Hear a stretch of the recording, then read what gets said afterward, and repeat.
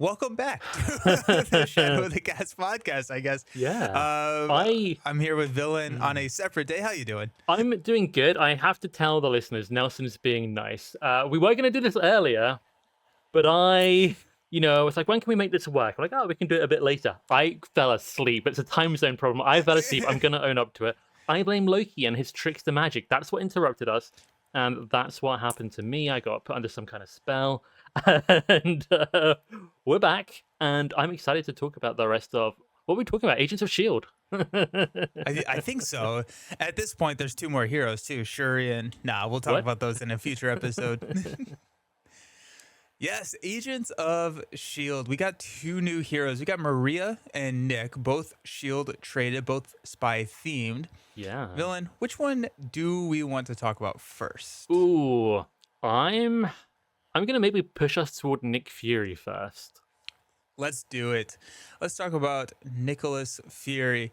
Now, we did a kind of a reaction reveal video to this, and I'm not 100% sure, but I think this may be one of the first times that we've talked about a hero that we also did the collaborative reaction reveal to.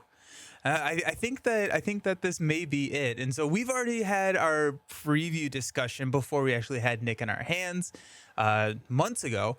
But now let's talk about Nick Fury and his stealth suit. So what's his main gimmick? So Nick is a sneaky kind of guy. He's sneaking around, he's stealthing around. He's got this kind of suit form extra card that you set aside at the start of the game kind of thing. It's permanent.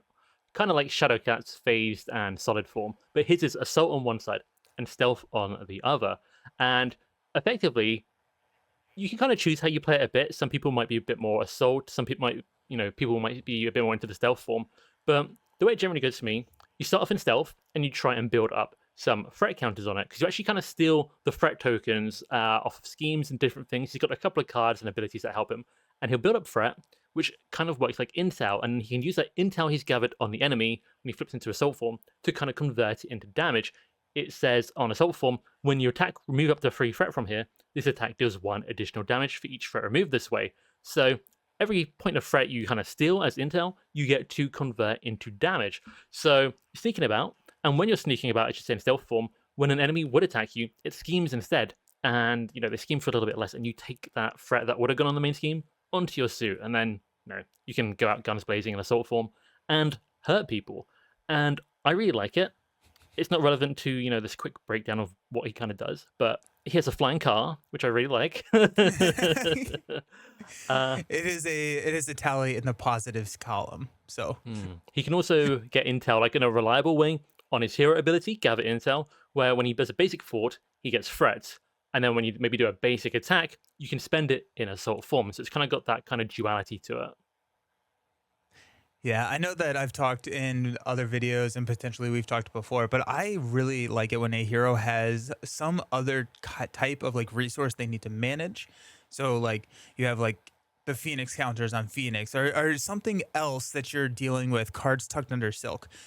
Threat on the suit upgrade is one of those things that Nick Fury has to manage, and it's a tough one to balance, especially in true solo, because of the whole like sentence that when you're in stealth form, if an enemy would attack, it schemes instead. And if you have not if you have like 5 or less threat, then you're gonna take some of that threat onto the suit.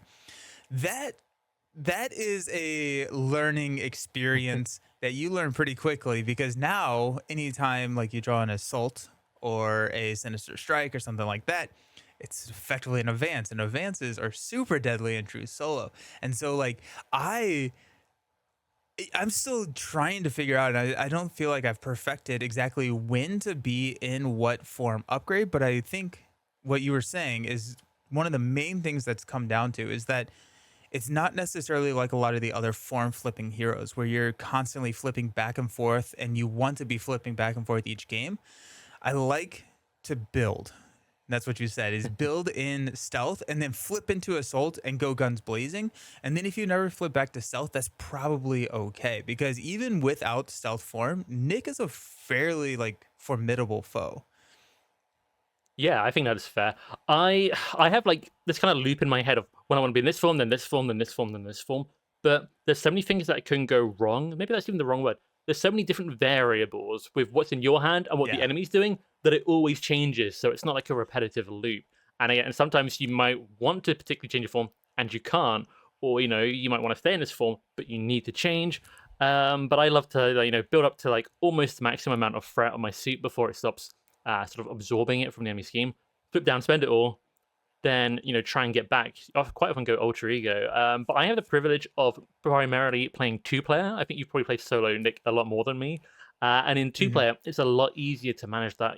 Oh, that attack turned into an advance against me. Oh, sorry, that advance turned into that assault turned into an advance. That's what I'm trying to say. It's complicated. Yeah. But yeah, the effectively attack treachery becomes, a scheme, and I can take that fine, and it's probably going to charge up my stealth suit faster, and I'm just going to flip and spend it, and that's all good. Whereas in solo form, solo mode, you might just lose, or at least the main scheme progresses, and it's tricky. I think it's very obvious why he comes with 3 copies of Global Logistics and Under Surveillance, which help him in that regard. But something I've noticed for Nick, just to go slightly off topic from where we are, a couple of his cards are slightly low impact, or they're like more reactive or preventative. Mm. And when you combine that with stuff like Under Surveillance and Global Logistics, if you have a big problem in front of you, there's a lot of stuff in that precon or in his kit that's not going to solve what's immediately ahead of you. So it's kind of a balance between preparing for the worst, but dealing with what's kind of there is what I've found with like deck building as well. Like I've been enjoying Mm. taking a lot of immediate problem solving kind of options to mitigate that. But then, Global Logistics and Under Surveillance, just as the examples here, would help me not losing solo to the main scheme going over.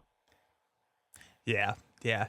And once you figure out that balance, you can be like a really, really fun hero to play because you can spend that threat for additional damage to any attack. So that could be cards in his kit, that could be aggression or just attack events from anywhere, but also his basic attack. And so like I've always kind of like compared him to Gambit, who has charge counters, which has kind of a very similar thing, but Gambit cannot do that for his basic attack. You can't spend those charge counters for your basic. And so like it opens up just like another layer of flexibility that Nick has to like push some damage. And like I found that he's a pretty good minion Oh controller. yeah. And I bet like in multiplayer you see that even more, especially with like his spray fire card, which is choose a player, deal 3 damage to the villain and each minion engaged with the player. And then you can spend up to 3 threads. So like I mean, like this could be a pretty incredible amount of damage because it's not just choose like 3 enemies like a royal flush would be, but it's just choose all of them and 6 damage outside of some of these like elites or the Thunderbolt minions. That clears pretty much everyone in the game. Yep. So I like thinking every aspect, but aggression is really fun to me. When I revealed Fury's flying car, and people are like, oh, he can go aerial or dive bomb, increase the damage on dive bomb. Like he's got his own kind of hone technique built in by spending those counters to boost the attack because dive bomb is an attack. But even outside of dive bomb, I enjoy playing him, purposefully, maybe like not using that just to mix it up. And it's mhm. less setup as well because then your attacks work without the car. But I'm trying to find that car really fast because she doesn't want to sneak around in a flying car somehow. But the aggression attack 1 by 1, I really like that because you Mhm. boost it up by 3, and it's a bit of that royal flush thing. Take one target out, take another target out. The damage you've increased applies to all instances of the attack, which is really really fun. Spray fire, like you say, I really like it. That can be boosted with actually like aggressive energy and warrior Mhm. skill in aggression. So if you want to go minion clearing, Nick can definitely do it. He might just take a turn or two, maybe just like get some threat generation going for his assault suit. If you can get Maria Hill, which is a signature ally in play, she produces a phenomenal amount of threat on your suit. And in this instance, unlike most instances in Marvel Champions, getting threat on your suit is really good. Threat's Yes. normally bad. Yeah. Because threat's normally bad unless you're controlling the threat, and Yeah, then you can kind of. It's very spy themed. Like the thematics is so good because like you're gathering this intel and then you're using that intel against them. I love the theming from so it. good. My favorite card in the entire Nick pack is the Fury's Watch, and Mm. this is his resource generator. It's a 1 cost resource generator, but you can remove 1/2/2 threat from his cell or his suit form and generate that many mental resources. And this is, I think, the second double resource generator that we have, or the third. I always forget one of them. I know there's Pepper Potts who can generate a double resource. Furious Watch can generate a double resource. What's the last one? It's a mini game here. I don't remember, but I think there is one. What pops into my head is Grey Malkin, but that's one at a time, but you can potentially use it multiple times. Colossus It's is. titanium Colossus is. muscles. Yes, Yep, we got it at yep, the same yep. time. Yeah. But anytime that you have a upgrade, or I guess a support that can generate two resources, that's gonna make you a very rich hero because that's just like that's insane. It's actually insane how much you can do with that, and being able to just like immediately pay for itself. Two effective cost, exhaust for two. Like you can get some tempo, and so like I am digging for Furious Watch because that helps build, and I just love how he can use threat for damage. He can use threat for resources. He can use threat to ready. He's just got has so many of these outlets to use threat, and I it's a really fun like puzzle to solve. Yeah, I really like the watch as well. I think what's interesting is, maybe let's say first couple of turns, I have to. Sometimes I don't have enough threat for what I want to do. It depends how the cards fall. But let's say I find Furious Watch really early on, I might struggle to, do I want to use it on Furious Watch? Am I going to have enough left to do this other stuff? Maybe I need to clear this minion. That's a problem, kind of thing. But when you get later into the game, maybe you got a Secret Agent down, maybe you found Maria Hill, and sometimes I almost can't spend threat fast enough. It feels like, particularly one of my favorite builds would be Sidekick in Leadership, which can Mm. go a little bit crazy when you set it up. And for me, that you just keep spending as many resources as you can on the watch. Keep readying with the car. If you need to spend it on damage, you can basically spend as much as you like. And if you do have a big stash of damage, you can something like just burst down the villain in a lot of cases. The only thing to be careful of is the obligation, which can wipe it all out or really hurt you. Yeah, yeah. The obligation is discovered. It changes you. It forces you to change to assault form. Yep. There's no threat that it gains surge. Otherwise, either take one damage for each threat on your suit, or remove one threat from your suit upgrade, or remove each threat from your suit upgrade. And you have the chance to discard this card. So it's not a remove from game card, which is kind of tough. But yeah, it can be like Cable's like Nemesis set where it's like, okay, you die now. Well, you have the choice, right? You can lose. You do have the choice. That you choose not to, but it can feel really sad.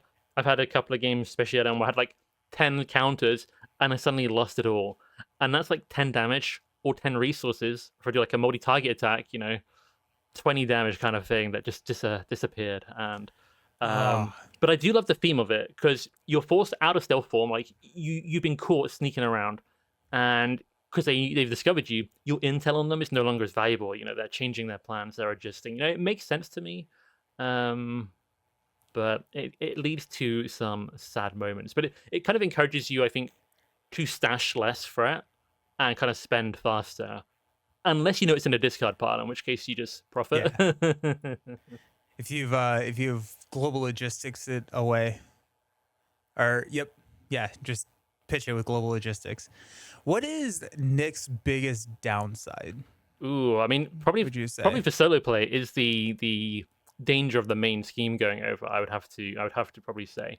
Um, Beyond that, maybe what I kind of said before, like he's got some really really good cards, but sometimes you have a hand of cards which don't solve problems in front of you. Um, it's slightly Black Widow.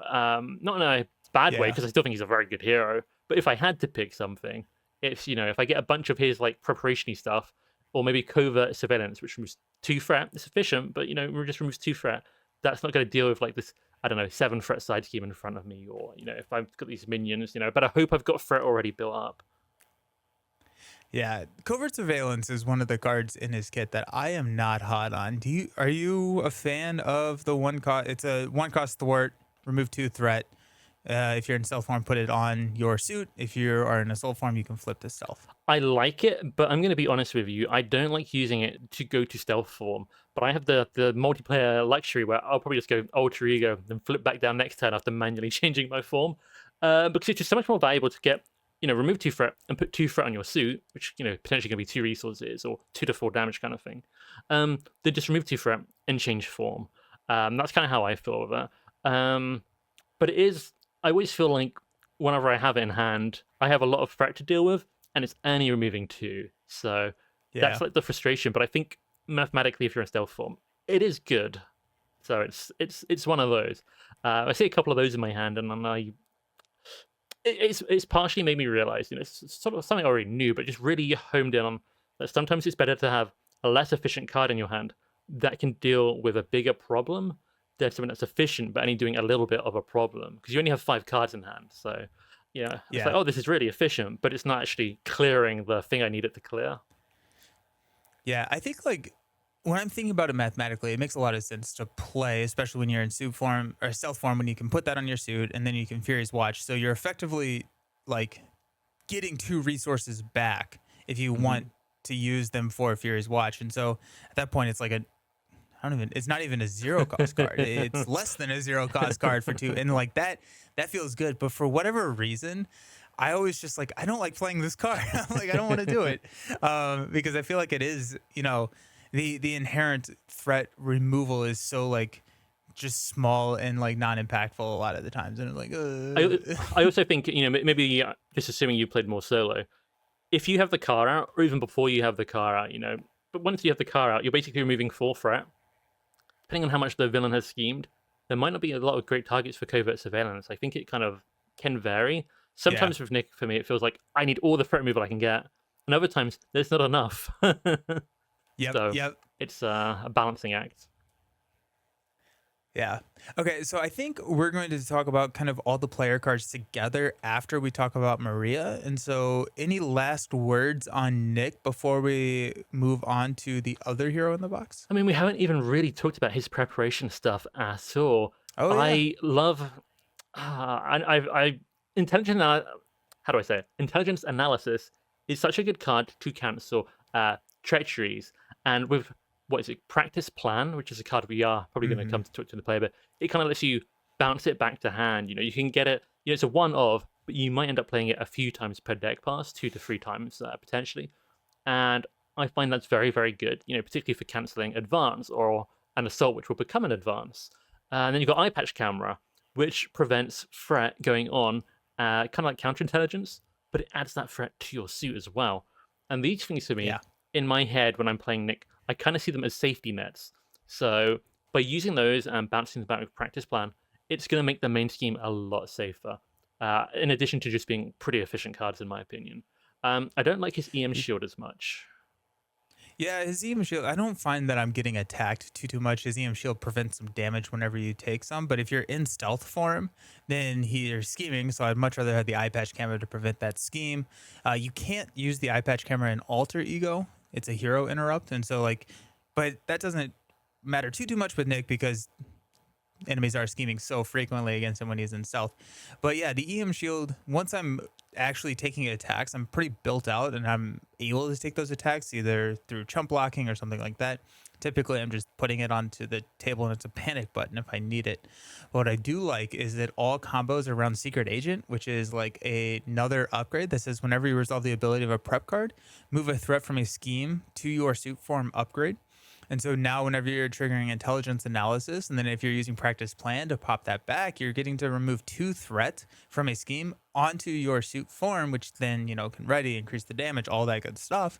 And that is not a exhaustible card, or it's not a card that requires you to exhaust it to use it. And so, like, there's just a lot of additional threat removal, especially if you're building kind of around those preparation cards, that helps a lot.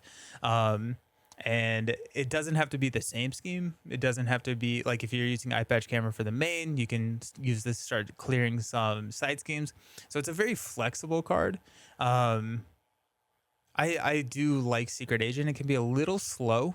If you get in your opening hand, then you have to get a prep, then you have to proc the prep, and it's like it always feels like a little bit slow, and I feel like I'm always under pressure with threat with Nick, that sometimes I'm not actually able to get it out because I need some immediate impact cards. Yeah. But it's a cool card. I think this is the solo to multiplayer difference as well. Whenever I see Secret Agent in my opening hand, I don't always play it, but it'll be quite often for me because I probably got somebody else there able to cover some stuff. The other thing I found is that when I am set up, let's say I trigger eye patch camera and practice plan, and then Secret Agent is triggering each time. Sometimes it just shreds the threat, but I've had times even in like 2-player that has not been enough threat because Eye Patch Camera prevents 3, then Secret Agent removes 1, and Practice Plan again will remove another 1. And then I'm like, okay, what am I going to do with my basic activation in the hero phase? What is Maria Hill going to do to get that threat for me? Because that's what I want.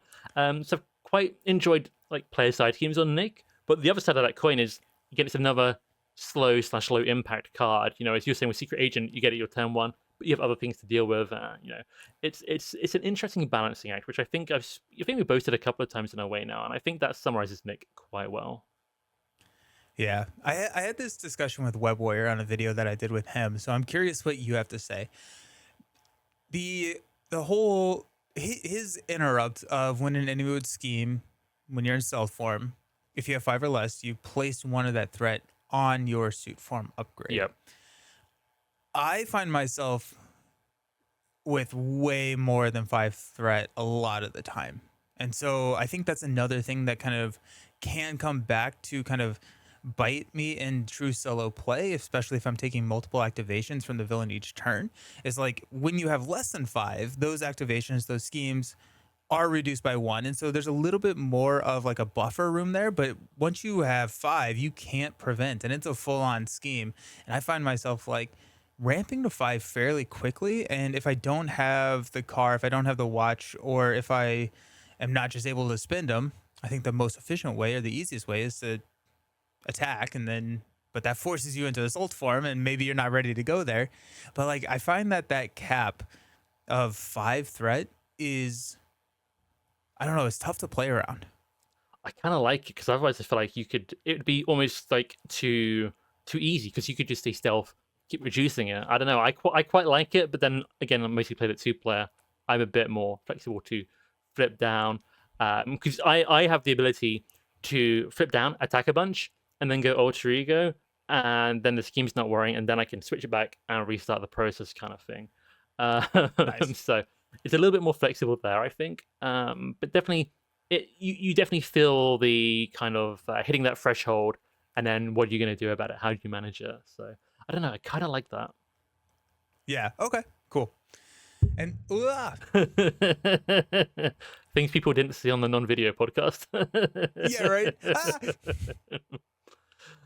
All right, I'll leave that in then. Okay, let's talk about the director, Maria Hill. So, Maria's good. What? Maria's pretty strong. So Maria's entire kind of kit revolves around shield support. She's able to bring off aspect shield supports in her deck building. She's able to maneuver counters around her shield supports by just her her hero ability. You can move all-purpose counters around. You can ready shield supports. You can add more counters to shield supports with her upgrades in her events. You can destroy shield supports for damage to everything on the table.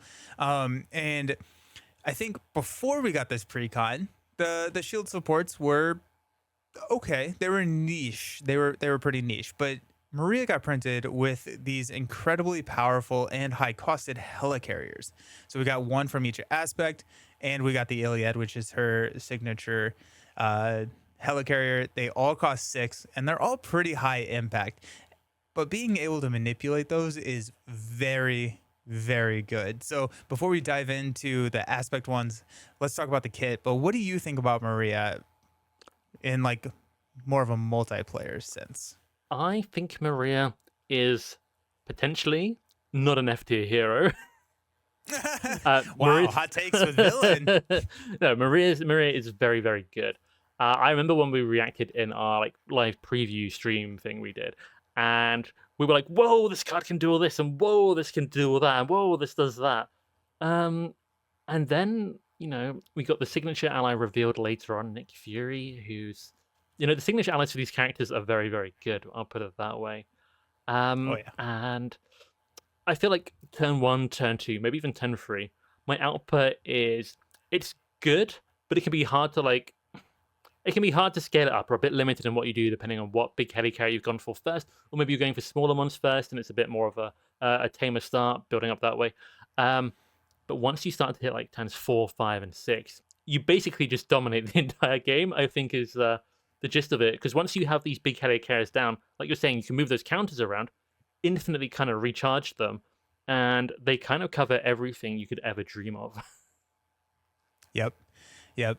And I think part of the power and the consistency does come from her alter ego ability, which allows her to exhaust, search your deck for a shield support, and add it to your hand. So she starts with 6 cards. She can exhaust to get a 7th card. So she can pay for one of these 6 costs just right off the bat on turn 1 because she has effectively 7 hand size. And her basic activation is okay. It's not, once you have these helicarriers out, Maria could be exhausted the entire game, and it probably would not matter too much. But like she has a 2 thwart, 1 attack, so like you can use it. But pretty much actually no, I think every single game, at least that first turn, I have exhausted to grab a helicarrier, or I've exhausted to grab a shield support, which is typically a helicarrier. And there's one in particular that is the majority of the time that I'm grabbing. We'll talk about that when we get to aspect cards. Ah. But yeah, she can control the game. And like I was thinking that like, I mean, like Maria games, you have so many cards on the table. Like it really feels like you are directing Shield. You are standing at the helm of all of these like computer displays. You're like, okay, send the Iliad over here. Let the Pericles go take over and provide support over here on this side of the battlefield and stuff. So you feel like a commander, which is really good. And she just like she builds so fast, which is crazy. Yep. Yeah, it's really interesting. I know a few of my games I do flip down, use the basic 2 thwart, but a lot of the time you can exhaust and stay alter ego, and then you can get even more stuff to build up faster by exhausting on the next turn where you still alter ego to get another shield support.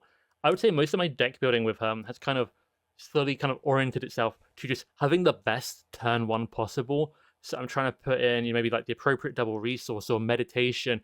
I want to get one of those big helicarriers down. And if I've also drawn Shield Director, I don't want to have to spend it to get one of them down. And maybe if I can, the optimal like turn 1 for me is like get a big 6 cost down, and then maybe like Field Agent or her support staff, and maybe get support staff first and then pay for the 6 cost, just so I've got something to protect that 6 cost from the dreaded caught off guard kind of style card. Because if you pay for play a 6 cost helicarrier, and the villain just says yoink, your entire turn 1 can kind of almost feel like it just disappears, which has happened to us before. Oh, sad. Yeah, if you get that pulled away, it's pretty tough. It's not. I still don't think that she suffers as much as a lot of the other heroes because of the ability to tutor it to flip back down, get that or get it again. By exhausting and grabbing another helicarrier. You can't grab the one that's in the discard pile now, but like it absolutely sucks. But just like her ability to just ramp and get it again, especially if you have like the support staff, which is her resource generator, Shield Director, you just add counters to it's so good.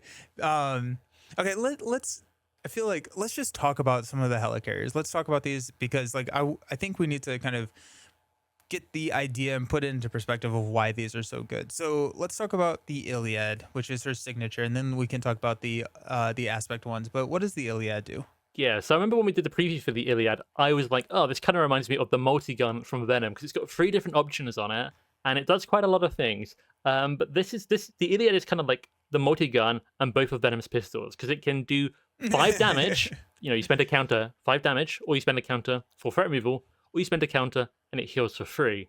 Now, the healing for free, I think, is inherently less efficient than the other options, but it's kind of more rare, so it can still be useful in a pinch. But just, you play the Iliad down, and it's got 3 counters on it, and that will, across that turn and the next 2 turns, can basically convert to 15 damage or 12 threat removal in little pieces, which is already not bad. But you can recharge it infinitely, and that's when it's just, oh, a minion, Iliad. Oh, a side scheme, Iliad. Oh, I'm a bit low health. I don't want to recover. I'll go and build faster. I'll just heal myself. You've got different options. You have all the options, and I find myself readying it quite a lot with the different ways she has to ready supports Mhm. to either, get more damage on the villain or annihilate the threat, that kind of thing. Yeah. And yeah, it comes in with three, but she has her ability to move counters from other shield supports to it. She has cards that add to it. And then she also has her organizational funding. What is that card called? Special funding, where That's it's a so good. double resource. So she has two double resources already in her kit on top of the energy strength genius that you can add. But after you spend the card to pay for a shield support, you can place an all-purpose counter on it after it enters play. So if you use special funding to drop the Iliad, it comes in with 4, so that's already 20 damage. And like it's so good. Yeah. Fourth threat from the scheme is going to clear any player side scheme in true solo. So like if you're able to get like, not any, I guess, but the majority of them. You can just clear those off. 5 damage deletes most enemies or most minions. Healing 3 damage from an identity. I've found that I've used this one more in the high pressure games. Yeah. And so, like games that hit you really, really fast, and the villain may have steadier stalwart that you're not grabbing the Pericles, which is the other one that we'll talk about here in a second. I found that if I can get the Iliad out, I can maintain with the Iliad and I can tank some hits, because if I'm dropping one of these 6 cost helicarriers, I'm probably not dropping a ally that I can chump with.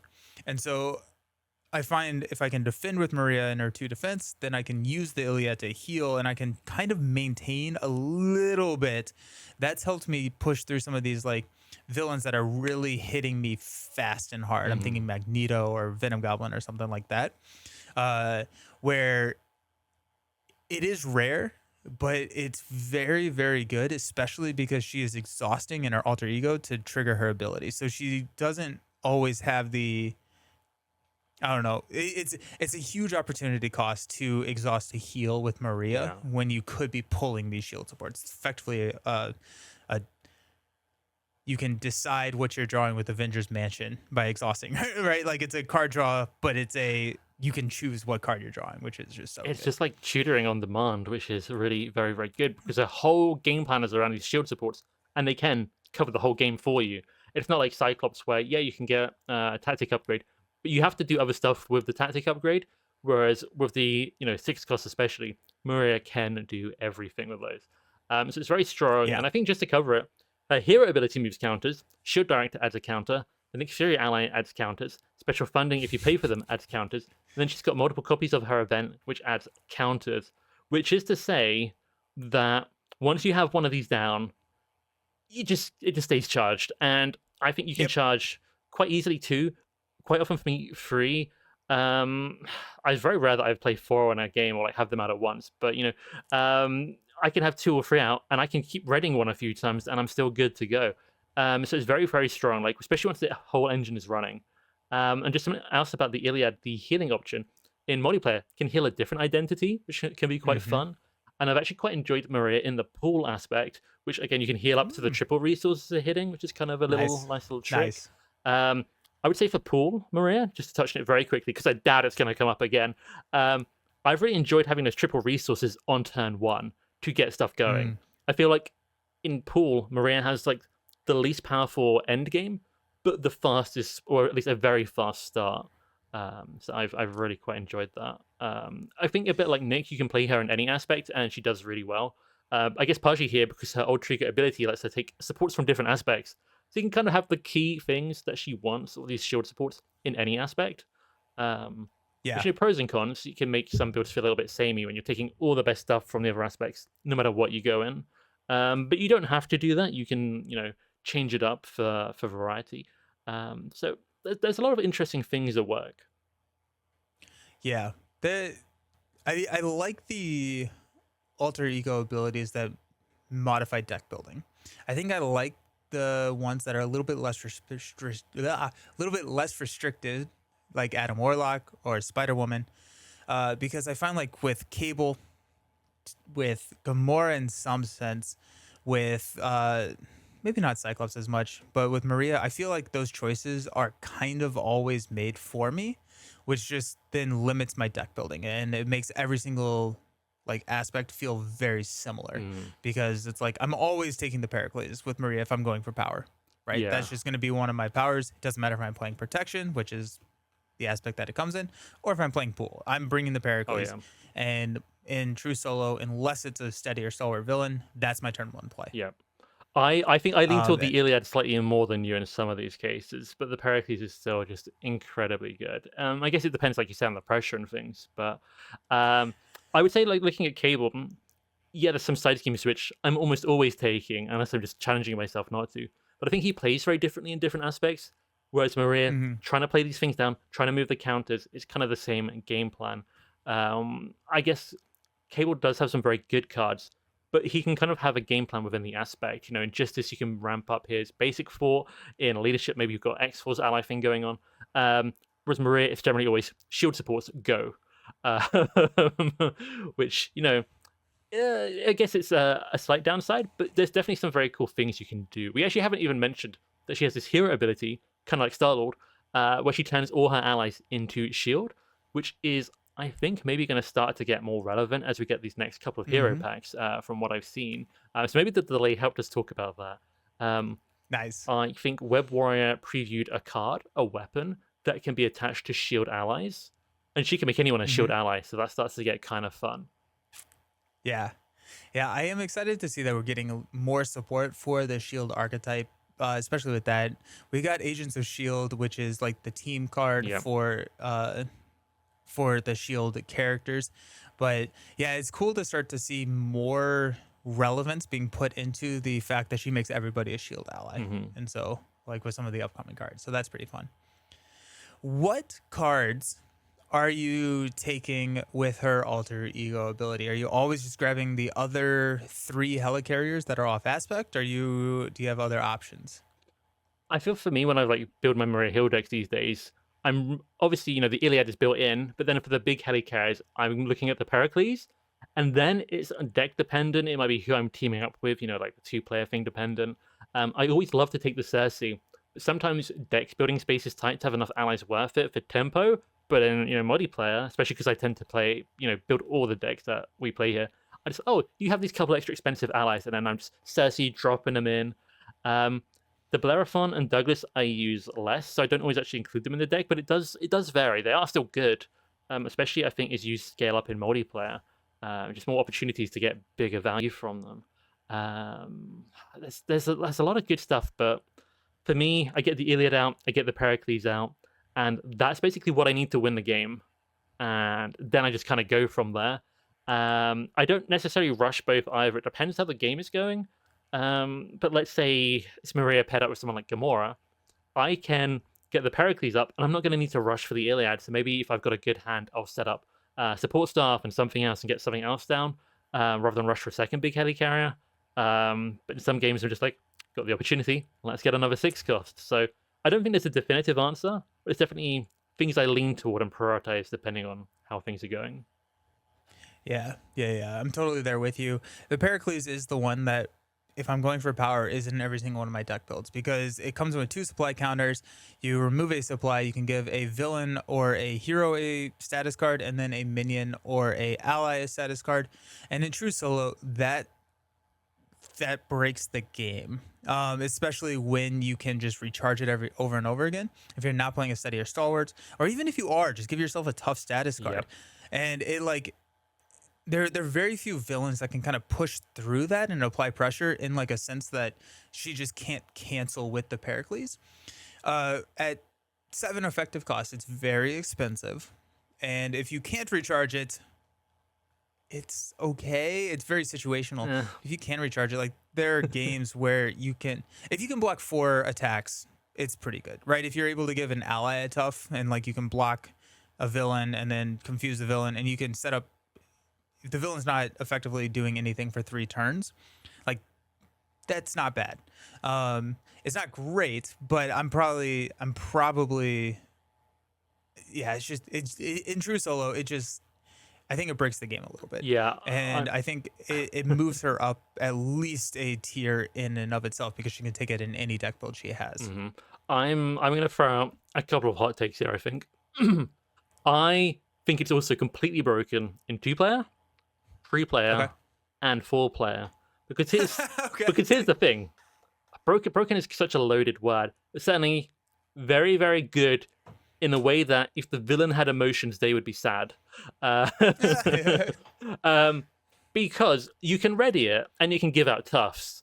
So I could stun the villain, confuse the villain, and give out 2 tufts to other heroes. Let's say I can ready it that much. Obviously, that's maybe unlikely, Yeah, yeah. but readying it once, very reasonable. So I stun and confuse a villain, and I give 2 tufts to 2 allies, which block 2 more attacks. I've stopped 4 activations.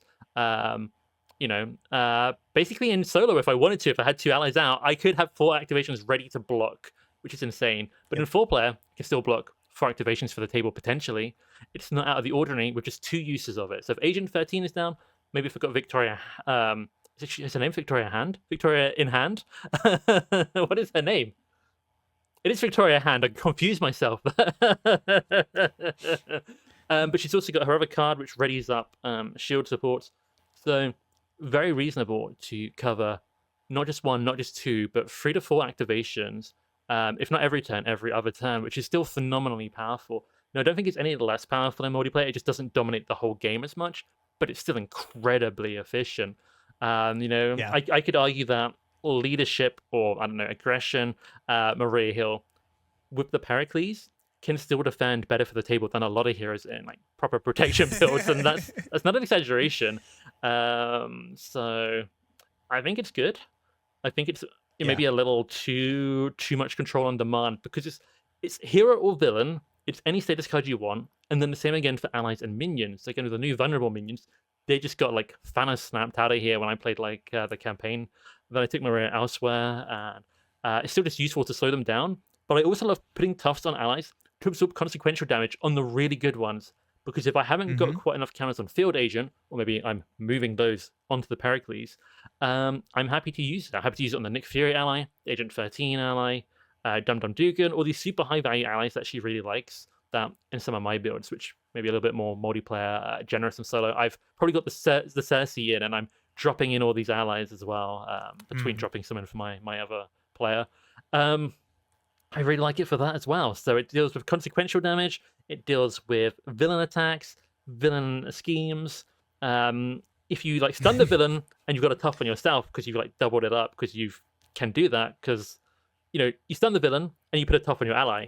The villain tries to attack. Oh, there goes the stun. Next round, the villain tries to attack. Defend with my ally. You start to get kind of ahead of the game with status Yep. cards.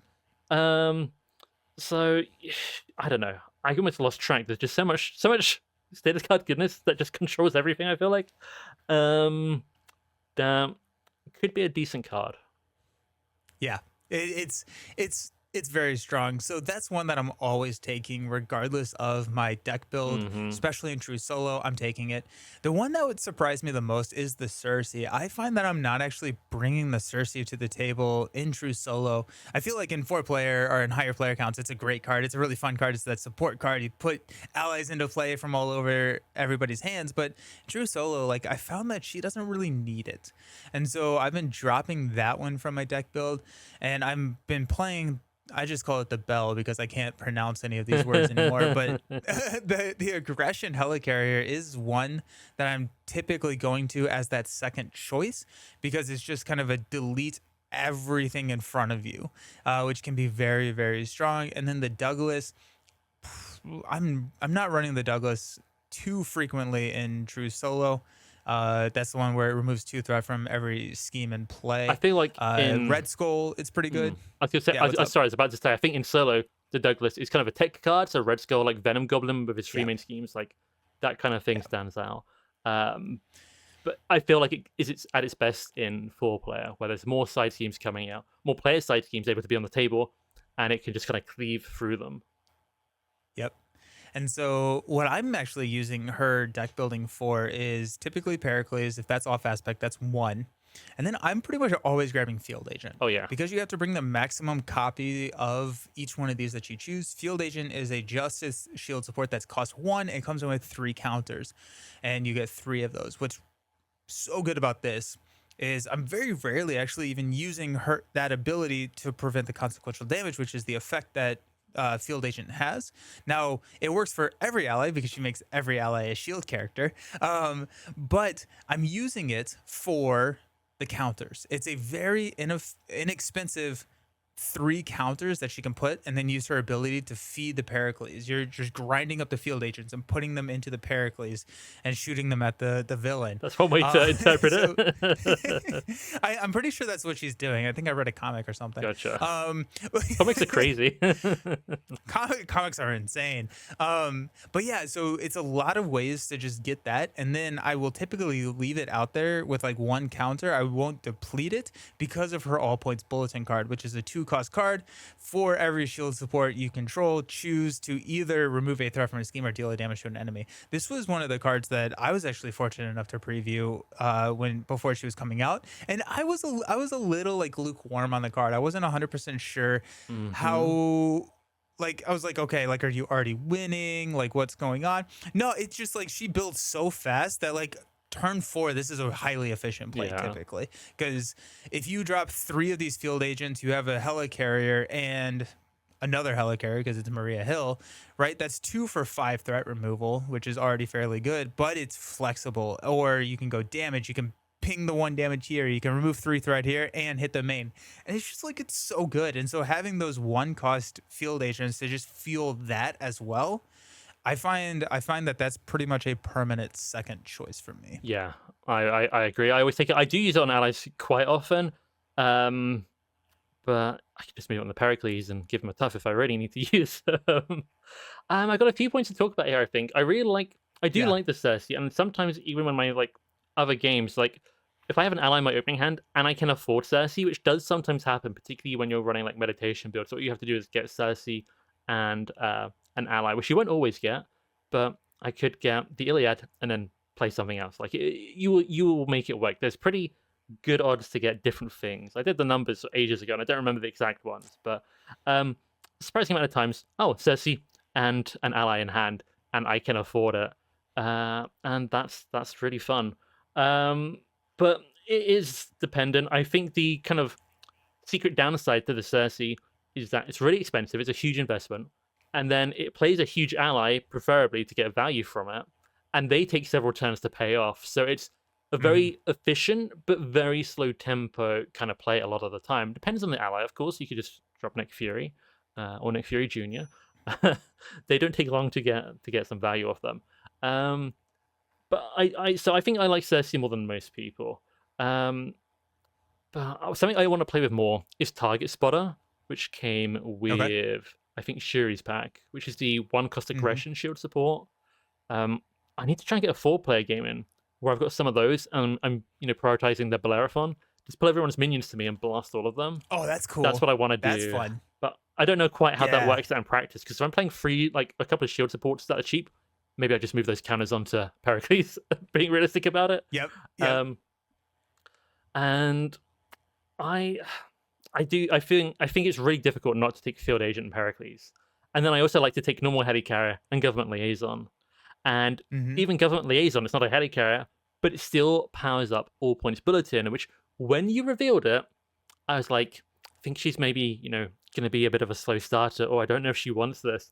And to some degree, I would say even more than Nick, some of her hands are very low tempo. They don't solve any problems, but you can just exhaust to get what you want, and that can solve the Yep. problem. So what you have in your hand sometimes doesn't matter that much. And then when you hit Mhm. that turn 4, turn 5, and you started to get 3, 4, 5, 6, 20 shield supports out there, it's very much I do see elements of Cable in her. Aside from like the deck building, once you get a Mhm. bunch of side schemes in the victory display, his attacks and forwarding cards are just devastating. With All Points Bulletin, it's kind of the same, but also kind of gunboat diplomacy. It just kind of deals with everything, or can rush you Yep. toward the end of the game, and it's super flexible and kind of good. It's it's very very strong. Yeah, so helicarrier, just the normal 3-cost basic Yes. helicarrier, government liaison, those are all also shield supports and just powers, as well as helps you get out more shield supports, which is really fun. Sky Destroyer, I really like with her. Just like more damage. I don't think it's necessary, but I like it more in the higher player counts because then you just have more damage, more minion control. Um, the other card that, so there are 3 other cards that are dependent on my deck build that are the shield supports that I would take off aspect, I like grabbing Triskelion. Yes. If I'm running like a high ally build, Triskelion is a shield support. It's also a one cost shield support, which is important for tempo. It's also important for reinforcements because reinforcements you get to put counters out on a any number of shield supports with a combined total cost of 6 or less. And so field agents, Triskelion, you can put counters on. You can put counters on it. It doesn't do anything, but you can move them off of the Triskelion eventually. But having one cost uh, shield supports out there allows me to put more counters out with reinforcements, which allows me to just continue that tempo. So I like doing that to increase the ally limit so that we can just have more fun. If you're running aggression, go boot camp, Triskelion, and it's like, oh, let's go. And also in leadership, I really like command team. Hmm. That's a fun one to grab that readies your allies. So if you're like running Agent 13, one of my favorite Yeah. combos is to have the Iliad out, pump it full of counters. Agent 13, she can do whatever she wants, but whenever she activates, she readies a shield support, which can be the Iliad. 5 more damage. Command team ready Agent 13, thwart or whatever. Ready the Iliad, 5 more damage, and it's just like a game-ending like kind of sequence there, Yep. which is really fun. I'm very And familiar with that like sequence of events and combo, and yeah, I absolutely love it. it's impressive. She feels like Ironheart in the sense that you can just kind of sustain and then just like, okay, there's 57 damage and we win the game. Cool, that was fun. like, uh, and then the last one that that I've gravitated to more in multiplayer games is Med Team. I do like Med Team, Hmm. getting those out to be able to heal up other players' allies, especially if you have someone who's running leadership or a Voltron or something that relies on the allies. You can be that support player with her very easily because Iliad can heal, Med Teams can heal. You can use command teams to ready their allies, which is really fun. And so if you ready their ally, if they have a cell phone or if you're doing it off turn, they can activate again. Then you can just heal them, and it just like there's a lot of like really fun multiplayer interactions. And I thought I was gonna love Maria Hill. In true solo, I am actually not a big Maria Hill fan. I feel like a lot of her deck builds feel very same. I feel like she's just incredibly powerful, and that's something that I don't enjoy a ton. But in multiplayer, I think that she can be a lot more fun, especially if you kind of lean away from kind of maybe her optimal builds, but lean into kind of the support roles with the Cersei, command teams, med teams, and just like kind of like play that support character and like, okay, my goal is to just kind of like let you all like thrive. Don't worry about it. I got it. And like just like play your game. And I feel like that's where Maria shines for me. That's really interesting. I think we came to a similar conclusion because for me, I Maria's a really weird one. It's kind of a love-hate relationship. In solo, for me, definitely feels a little bit repetitive. It feels like too much control and everything's on lockdown, especially. And I kind of feel like it takes a lot of the tension out of the scenario because once Maria is built, Mm. I kind of, from like turn 3, like especially, or even like a really good turn 1, turn 2, I'm kind of like basically 1 and we're untouchable now. And I like a bit of tension. I like, on average, I would say I fight villains like on the top half of the difficulty, not like Ronin and Venom Goblin all the time, but like maybe on the top half with maybe slightly harder mod sets as well, kind of thing. Hmm. So I like a bit of tension. I like to be challenged a little bit, and I feel like Maria can eliminate that, but scale it up into bigger player counts and lean more into because we've mostly been talking about here's me using Maria to dominate and win everything, but you can just go full support with her, and it's very powerful support, and that can be incredibly good. I really do love the Cersei, and like especially in multiplayer, and then I even Hmm. like med team and like some smaller player count stuff, but you can just go full support and add on a tremendous amount of value to the table as well. And maybe still just throw out Pericles for the fun of it and stop some activations. But that's kind of support in a way, defending people. But yeah, I do the parts of how I really enjoy. I do as someone who likes to deck build. I think it's maybe a similar thing. I like to optimize the puzzle. It's not how to win with Maria Hill. It's how to win most efficiently. How to squeeze out every like last bit for me. Like kind of tickles my brain, and I kind of enjoy that. But sometimes it feels more like I'm playing. I was talking to Andy N about this, like a factory game kind of thing. We're just moving this counter to this counter, generating this to this, and like, oh wait, it's a superhero game. There's a villain. There. It's almost like a secondary consideration, which is Yep. kind of the downside. So it's like almost feels like she's made for another game to me in a way. But I do like the puzzle. I do like putting the pieces together. I do like the support opportunities. But for me, 1 and 2 player, not a character I'm really gravitating toward. I feel like for me, I've kind of put her in this 4 player box, and that's where I think she thrives the Mm. most, and I'm going to enjoy her the most because I keep wanting to go back to Nick Fury. I absolutely love Nick Fury. Shuri's another recent standout for me that I think suits my kind of style. Something about them somehow feels similar to me. They're not, they're different, but it's just something I think in like the powerful basic abilities and different, Hmm. flexibility of what you do with them. I really like those, but for Maria, for me, has ended up being a character that I see as a very occasional play, which I think is fine. Not every character ends up, it's a character you play all the time. But for me, there's just she's just weird. Yeah, yeah, yeah, definitely. So those are the heroes. Let's talk about the aspect cards that came in the box because I think we got some really cool ones. Like we've talked about the helicarriers, and so like I think we can probably like talk about some of the other cards. But oh, what's up? What I wanted to say about the big headed carries is that I think they are completely fine and reasonable outside of Maria Hill. I don't have any problems with any of them. So in terms of general deck building, completely fine. I think it's Maria who elevates them enormously, as you guys Yeah. have kind of heard, slash probably experienced. That's my last note. I just want to say outside of the Maria, I think they're maybe just very niche kind of picks, whereas Maria, it's like Hmm. a couple of them always taking. Yeah, Yeah. I built a 4 player Widow leadership deck for kind of heroes that utilize the Cersei, not necessarily for my allies, but Widow has a lot of money after or at least the build that I was doing had a lot of money after she was able to get out there, and so that helped put some more allies into play, which was a lot of fun. I've used the Douglas with Nova, which was a good time where you just like set everything up, everything comes in with like 3 to 4 threat, so you clear it all down to 1 and then unleash and just like clear all the side schemes. And so yeah, like you're saying, they're very niche, but they are like a lot of fun when you can get them to like when you can pull them off. Bell is really great in like mutagen formula and stuff. So yeah, good Yeah. stuff. Aspect cards and like basic cards that stand out to me. There's a few. So in a general sense, I think a lot of the allies stand out and are like very like applicable to a lot of different deck types. But in a more niche sense, we've got Practice Plan, which I mentioned earlier, which bounces preparation cards back, and we've got Black Widow, who you just mentioned, who's slightly insane with Practice Plan, particularly if you use Rapid Response. But also Nick Fury himself, and I think I'm going to predict. I don't think this is going to surprise people. We've seen at least one really good preparation in Winter Soldier's signature cards. So he seems to have a bit of a preparation thing as well, maybe. But it's just a Hmm. few interesting things you can do with it, but a few heroes where it really shines.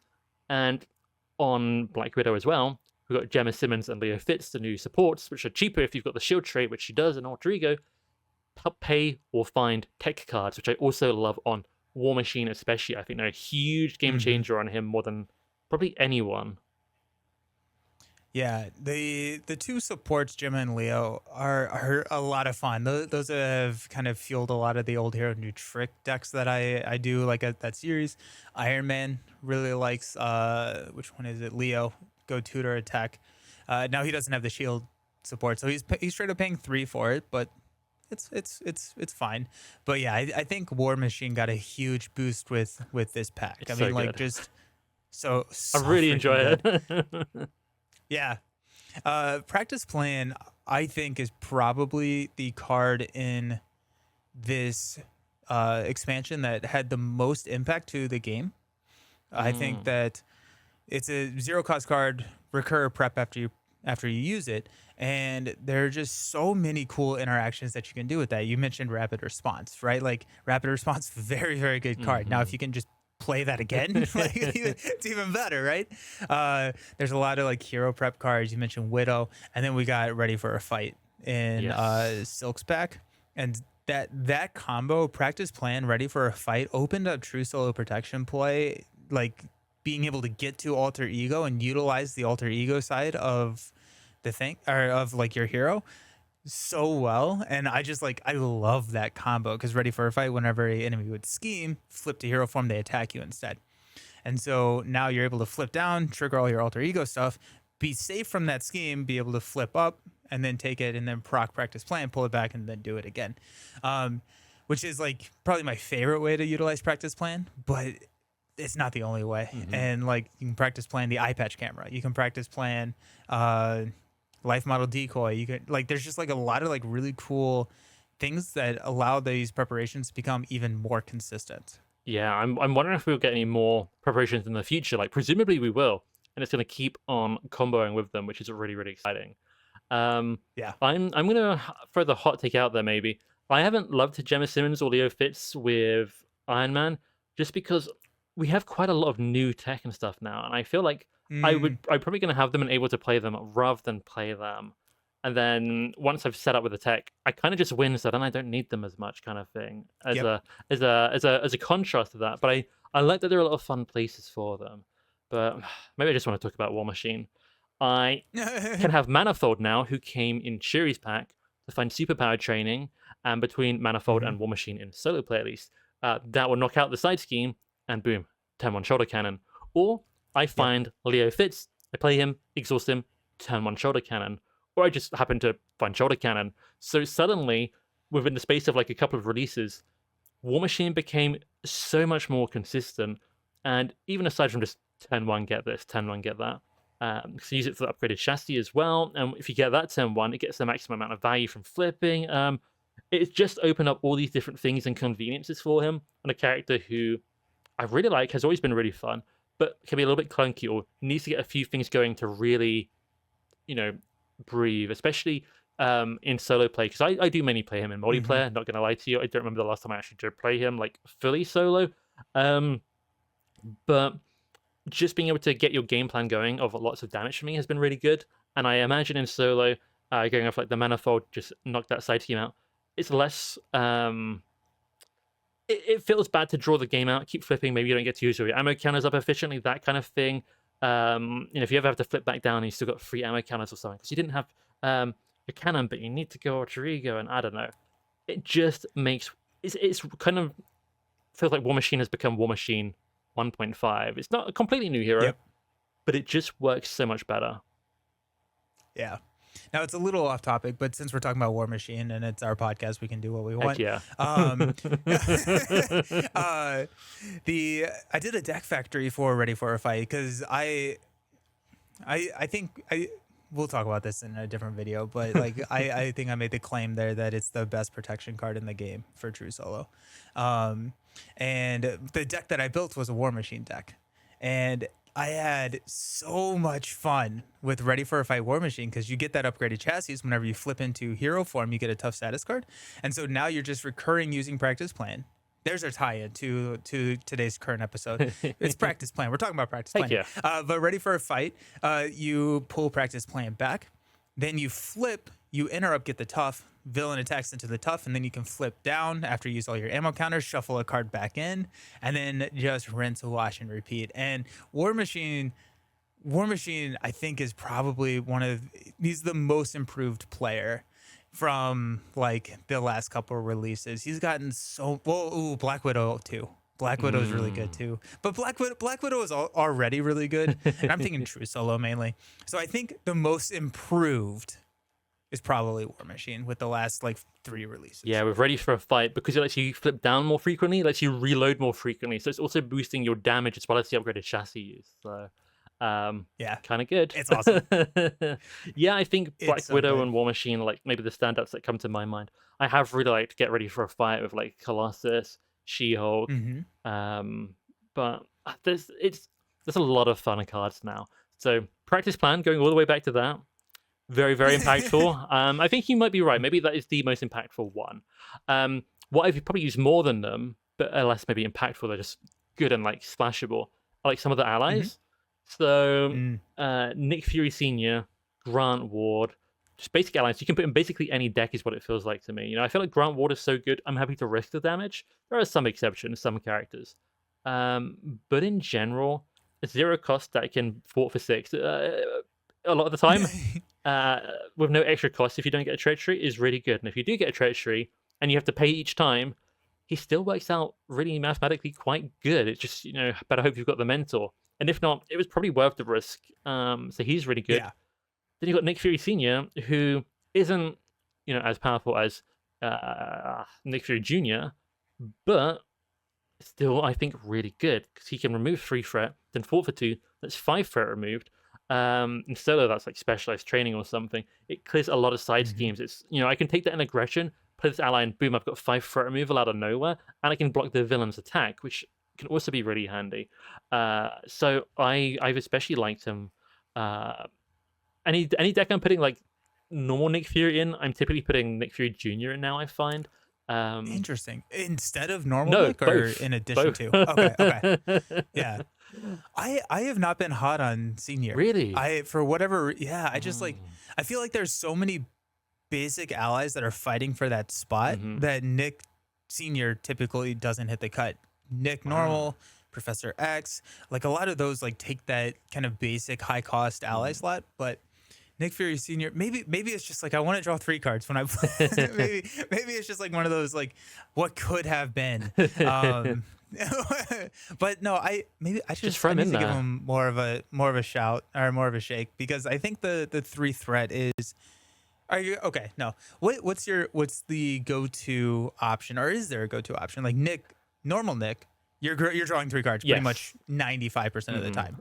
Do you have a normal option for Senior? I don't think you do. I think they actually, not That's cool. to throw any, harsh words at the original design of the original Nick, but I feel like they actually balanced all 3 options of this Nick Jr. Obviously, sorry, Nick Senior, after obviously years of playing the game and testing, etc., kind of perfectly. So the shield, the tough option, is less frequent because you can play him outside of shield characters, for example, or I don't know, Maria Hill and Pericles has covered all the toughs you need. But I still like the give a shield character a tough option. But for me, it's between the threat or the card draw, and quite often I like the threat. I feel like 5 threat, when he thwarts as well, is just really nice to have. So if I've got a couple of characters on the table who maybe don't have the best innate thwarting, he's really good to throw in. But I do like the card draw as well. It's just like Nick Fury, you're fishing for different options. I do find I need a resource card in hand or resource generators to make that more useful because draw 3 cards, probably going to get a 1 or a 2 cost card I can probably play. Drawing 2 cards, let's say Nick took up all my hand and I drew 2 cards, a lot less chance something is playable unless I start to get resource generators or had extra money in the first place to leave options available. So it is more limited. But I am genuinely typically really happy with all the threat removal option. So it's kind of between those 2. I think with Maria you got Pericles. I think with Nick Fury you got stealth form and stuff. I'm thinking maybe when we get Bucky, Winter Soldier, giving him the toughest maybe going to be more optimal. He's not going to have to worry about exhausting for the fence. He can then, maybe basic attack, take out a minion, get the threat removal. So maybe Bucky will be the optimal place for that option. But we'll see how it goes. Yeah. Okay. Yeah. I'll need to try him out more. Put him. What are your thoughts around organiz? Oh, I was what's going up? to say, throw him in some aggression decks. Okay. Yeah, it just helps smooth out that threat Absolutely. like side of things. I like it. Alrighty. I'll do it. What are your thoughts around organizational support? This is a new resource card. It's a leadership resource card that has an interrupt. Whenever you spin the card, you can exhaust up to 3 allies and or supports you control that share a trait with your identity. Then it generates the printed resources on each card exhausted this way. It comes with a single mental, so it's not like Band Together where it doesn't generate something by itself, but it can generate up to 4 resources. Are you using this card a lot? I am not using this card a lot, but I'm using it in a few places. I'm curious if I need to experiment with more of this card because a couple of people have mentioned to me like they think this card is like an enormously powerful game changer. To me, as someone who's played a lot of strength and numbers decks, a lot of Band Together decks, I'm not sure it's like earned its place over those options for me per se because I feel like it kind of competes with them in a similar place, right? It's generating extra resources with allies out. Now it can also use supports, but it exhausts them, which is kind of the thing. So what characters have supports that you don't mind exhausting? And there are a few out there. I think Ant-Man has been a standout user of this. He's got his little army of ants. And there's a few Nice. different ones. It really depends on your faction trait, like, your superhero group a lot, I think. I kind of want to hear what you've got to say about it, because I don't dislike this card. I like it, but I haven't been as blown away as I seem to have heard a lot of people have been by it. Yeah, I think that this is one of those cards that I haven't had it click for me quite yet. I feel like exhausting the allies or exhausting the supports is just a huge tempo hit. Yes. And like with strength in numbers, when you're exhausting the allies, you're getting to draw cards, which just give you more flexibility. Whereas here, you're generating more resource. Now, 4 resource generation is amazing for one card. If you can, pair it with Pericles or something like that, like a high cost card to Hmm. drop. Um, the supports are a little bit better, right? So if you're running shield, like exhausting Yep. Triskelion or something like that, that doesn't actually need to be exhausted. And I think what I need to like get through my head is that I don't have to exhaust 3 for this to be good, right? Like if I can exhaust just the Triskelion and I hit this as more doubles in my deck, like that's good. Hmm. And things like that.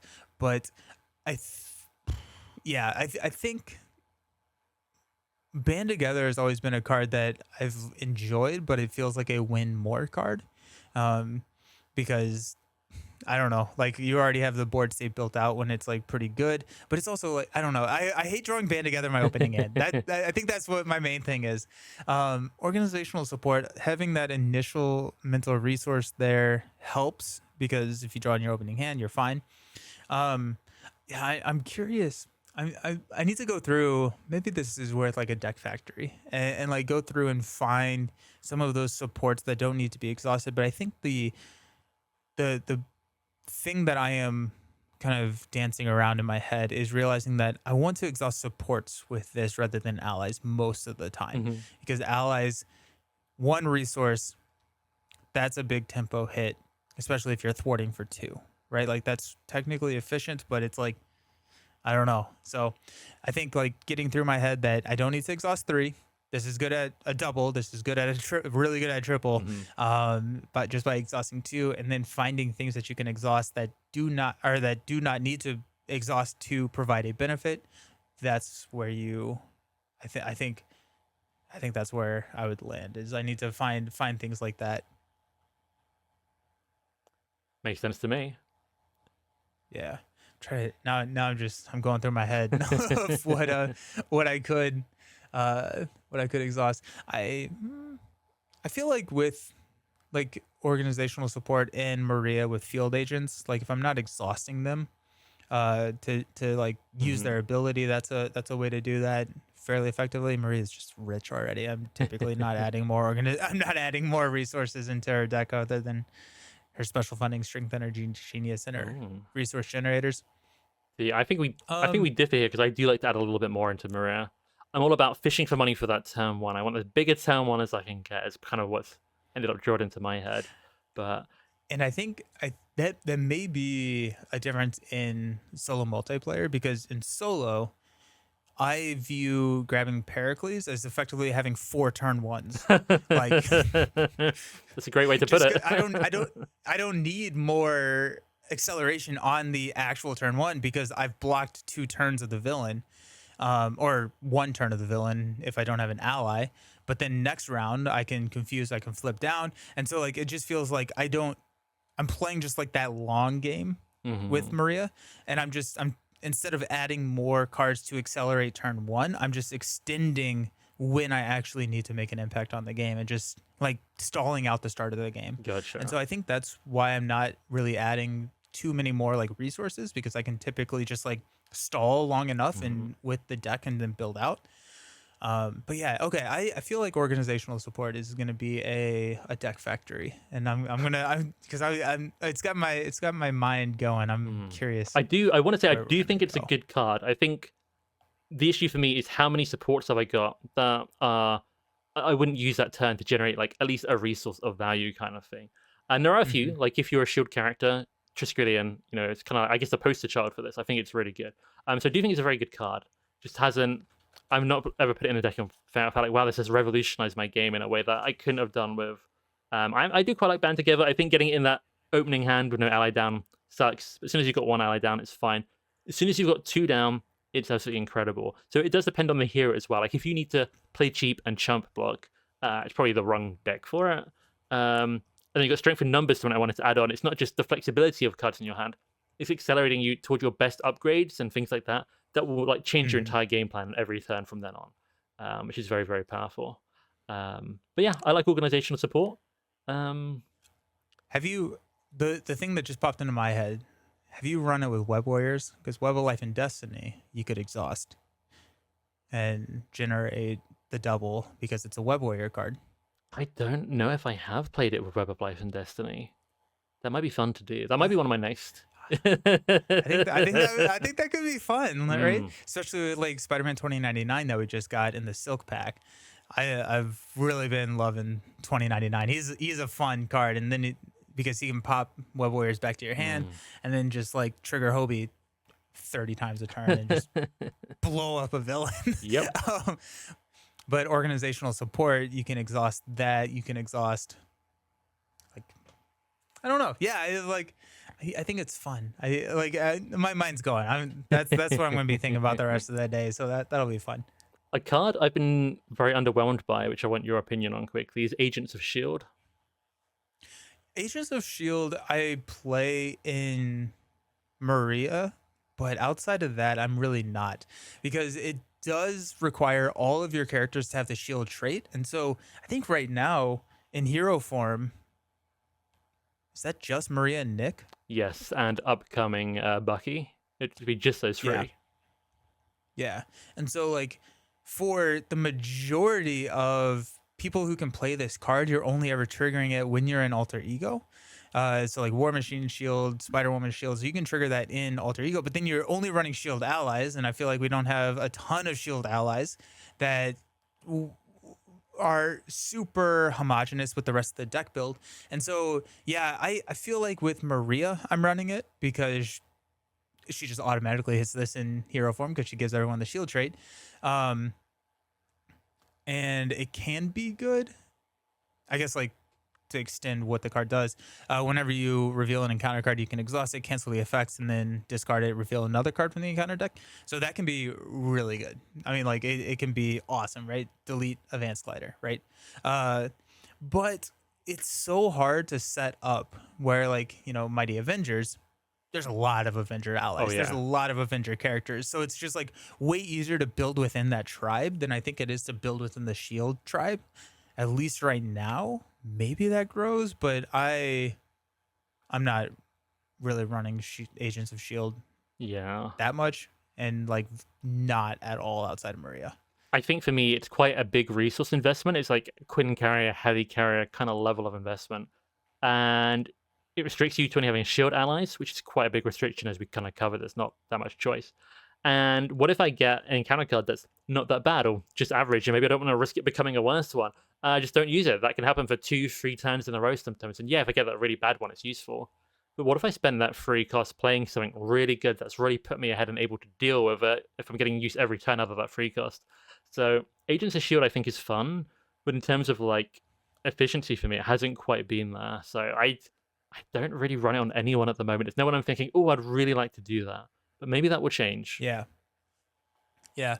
What if it was similar to like what Falcon can do or Eidetic Memory, where like instead of like deleting and canceling, it's like whenever you're dealt an encounter card, you can look at the top card and choose which one. Like I feel like that would be one a lot more powerful, but I'd be running that a lot more frequently because yeah, high cost card, but also high just like prerequisite cost to get this into like if you're in hero form with any hero, we don't have an honorary shield. You just can't use this card. Yeah. Obviously that would be a lot better if you had more choice. I do like those cards. I think it's a fine line between having too much choice. That's a little sneaky worry about Falcon coming up, especially in like solo play. But we'll see how it plays out because he does look super fun. But yeah, that would definitely help it. Something which I would prefer, as someone who plays like primarily 2-player, I love the Black Widow ally in Protection, which does very similar, but it's when anyone reveals it, whereas this is locked to you.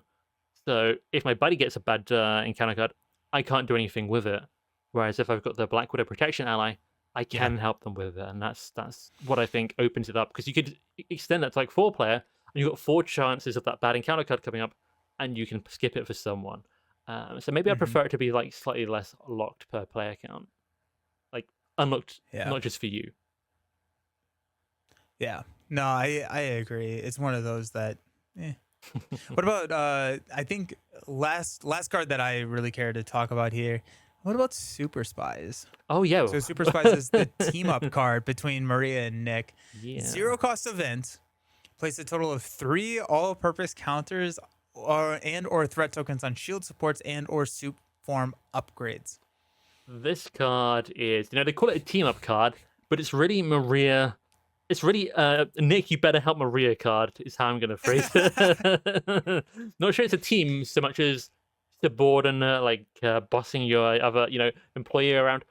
Because 3 all-purpose counters on something that Maria is gonna control so much more powerful than putting threat tokens on anything Yep. that Nick controls. It's not even close.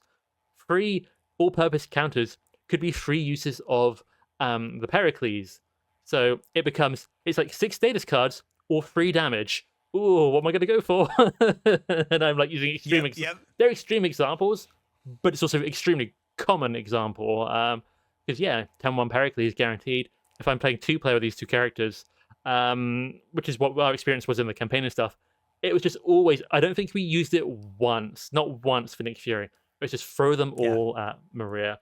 I will say I think it's good enough with either hero to run in solo play, especially because both they Mhm. characters are desirable. The signature allies, sorry, are desirable to keep around for a long time. And something Mhm. we didn't mention actually, for Nick Fury's Maria Hill signature ally, if you're playing Injustice, you can bring Field Agent. If you're playing in Leadership, you can bring Sidekick or Recursion. And if you're playing in Protection, you can bring Med Team. So 3 out of 4 main aspects, Nick can keep his signature ally around for the long term, and she's so good. Yep. I'm quite often inclined to do so, if not almost all the time. So Super Spies is just Yeah. online very easily, and you've even got stuff like Chance Encounter or Suit Up to try and get her early too, just to make the signature team up card really valuable. And Maria, I would say, yeah, I mean, if I'm running sets, it's super easy for Nick, but I'm always trying to get Nick in play because he's super good. And Mhm. a zero cost card that gives me Yep. 3 counters is just unbelievable. So I run a solo, like, or maybe paired up with not the same hero quite frequently, but even on the same hero, very, very good. Give the tokens to Maria. Yep. Yep. Yep. And I would say even in true solo, I've been running this with Nick Mm. because this is effectively like a zero cost, but you get 3 resources Yeah. if you just look at it from like the watch standpoint, right? You can generate 3 Yeah. resources. So it's like it's a tempo accelerator as well. Mhm.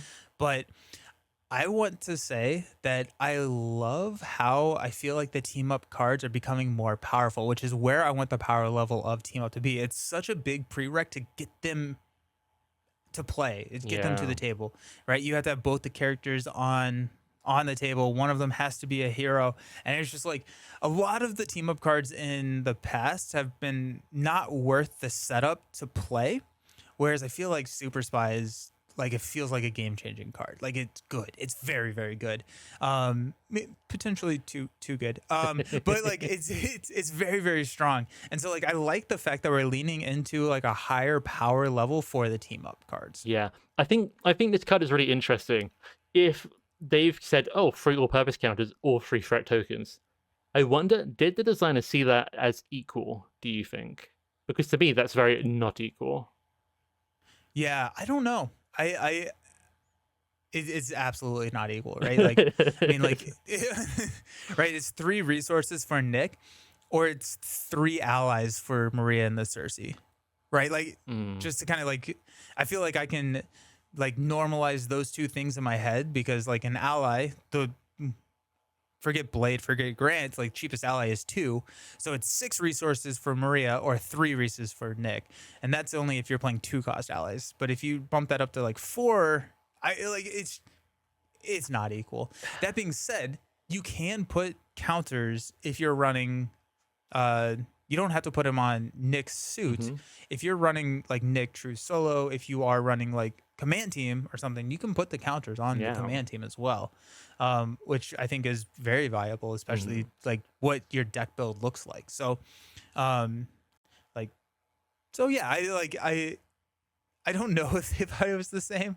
I doubt they did, but I think that um they kind of saw it that Nick also had the ability to put counters onto the Pericles if he wanted to run the Pericles. Okay. Um and so like it's more flexible for Nick, whereas like Maria's always putting him on shield supports, which is I mean like what she always wants to be doing. But I wonder if that played a little bit into it. Is that yes, putting them on the shield supports is always going to be better unless you're putting it on like government liaison where it doesn't do anything. Um, but Nick has more options than Maria does. Okay. It's still better for Maria, Mm, but I wonder if that's kind of the balance kind of thought behind yeah. it because I don't think I don't think that it could be equal. It's funny when you're giving the example of the allies. I'm thinking Iliad, that's 15 damage on Nick. If I'm Yep. hitting 2 targets, which might be slightly generous to do all the time, is 6 damage, but that kind of thing. But yeah, it Yep. is still very, very good for Nick. I'm happy with it as threat all the time. Just Maria kind of goes crazy. I do like the more powerful team ups. I'm trying to think who revealed the Winter Soldier team up card he has. I'm wondering if it was. How do I even say it? I'm so sorry to the guys. I think it might be La Manos Stefanos, the Spanish podcast. Hmm. Yep. Uh, that team up card looks a little bit more powerful than average as well, which again I like. I think it's good that it's in a stronger place as well. Yep. So yeah, I definitely like the direction of that, and I like with the Super Spies team up and also Shuri's team up. It doesn't matter if the other player is alter ego or hero form. And we've had a couple of those before. Hmm. I think like Gamora and Nebulous because they got the same name in both forms. But I love that thing. It's always infuriating when your other player's in the wrong form. And it's not that they've done anything wrong per Yep. se. It's just, oh, now I can't team No, up. they have. Oh, they have. I mean, debatable. Yeah. No, I totally agree. I like where that is. I'm working on doing some two-handed games with some of the team up cards, and so like I've been doing my research on team up cards, and I'm like looking at like Swarm Tactics, like this is sad compared to Super Spies. the, the Um, nice thing about Swarm Tactics is you've got an Aspect Wasp or an Aspect Ant-Man. So you have an increased yeah, chance in solo at least to make it work. But yeah, that's very true. I my games I'm planning on doing two-handed with the teams. nice. And so, yeah, well, and like I think like a lot of those that like Ready, like Soul Sisters, I think is Ready's and stuff. Like you can like kind of use cell phone and Yeah, stuff cell to kind phone. of to manipulate it a bit, but that's way off topic. Anything else that you want to talk about with the Agents of Shield box? I may split this actually into two because I think it like totally be over 3 hours. So it may be two, part one, part two. um, let's go for. I don't know. I think we covered a lot, to be honest with you. I think we sort of both made it clear. I think we both ended up preferring Nick. I was always Team Nick, and Hmm. you've kind of come around. Hey, let me ask you a question. Yep. Did you Yeah. enjoy Nick more than you thought you would, or did you enjoy him about how much you expected? Uh, mm, about a about as what I thought I would. Gotcha. Um, yeah, I think like I struggled with Nick in my first like 5, 6 plays, but after I realized I'm like, oh, I'm not flipping this every turn. I'm not trying to stay in stealth form every single turn. It's like a decision point where I may go back to stealth, but like there's a decision point where it's like 80-20 stealth assault, and then there's a point in the game where it becomes 80-20 assault stealth Hmm. kind of percentage wise, and that pacing and that understanding helped me enjoy Nick a lot more. Gotcha. I think after my first couple of games with Nick, like it really started to click a lot more as well. I think a Yeah. character that you definitely kind of get used to in some ways. Do you have anything you want to say about the Shield box? I don't think so. I do like the fact that we got alternate art for Strength Energy Genius. I Yes. hope that we're getting more of those. I have a confession I to make the about that. themed. Yeah, what's I up? gotta make a What's up? confession. Until yesterday, I thought that was Maria in the art for energy. I thought that was Maria. I still think it's Maria. It's not. Apparently, it's I not still think Maria. it's Maria. Apparently, it's not. I've been told it's not Maria. I thought it was. It's Maria's clone. I thought it was Maria, and like the kind of lines around her was kind of like a artistic interpretation of like her command, her hand is out kind of thing. But I was told that was Quake. Okay. So let me know in the comments, or if you're listening to this on like Spotify or something, shadowofthecast@gmail.com, you can reach us. Is this Maria on the new energy card, or is it Quake? Because I've been told it's Quake now, and it does make sense to me. And if it is Quake, are they twins? I mean, Interesting.